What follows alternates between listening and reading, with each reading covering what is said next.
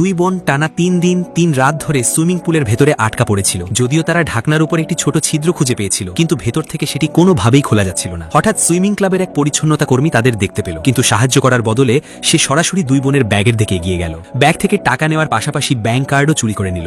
দুই বোন প্রথমে ভেবেছিল অবশেষে হয়তো একজন উদ্ধারকারী এসেছে, কিন্তু তারা বুঝতেই পারেনি লোকটি আসলে একজন অপরাধী। সে পুরো সুইমিং পুলের সিসিটিভি বন্ধ করে দিল, তারপর লাইট জ্বালিয়ে সুইমিং পুলের পাশে এসে দুই বোনকে ব্যাংক কার্ডের পাসওয়ার্ড বলতে বলল। ছোট বোন মনে করল লোকটা তাদের ব্ল্যাকমেইল করছে। তারা সহযোগিতা না করায় পরিচ্ছন্নতা কর্মী শুধু লাইটই বন্ধ করল না, পুলের গরম রাখার যন্ত্রও বন্ধ করে দিল।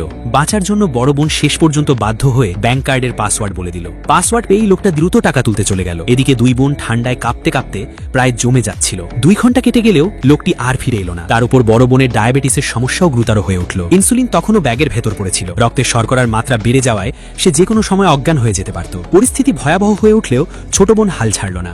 বাঁচার শেষ চেষ্টা হিসেবে তার মাথায় একটি সাহসী পরিকল্পনা এলো। সে ধীরে ধীরে গভীর পানির দিকে সাঁতরে গেল। উদ্দেশ্য ছিল ড্রেনের ঢাকনাটি খুলে ফেলা। ঢাকনাটি কিছুটা নড়লেও তার একার শক্তিতে সেটি খোলা সম্ভব হচ্ছিল না, তাই বারবার উপরে উঠে শ্বাস নিয়ে আবার পানির নিচে ডুব দিচ্ছিল। বড় বোন যখন প্রায় অজ্ঞান হওয়ার পথে, তখন ছোট বোন নিজের সাঁতারের পোশাক কেটে সেটি ড্রেনের ঢাকনার সঙ্গে বেঁধে দিল। এবার পুরো শরীরের শক্তি ব্যবহার করতে পারল।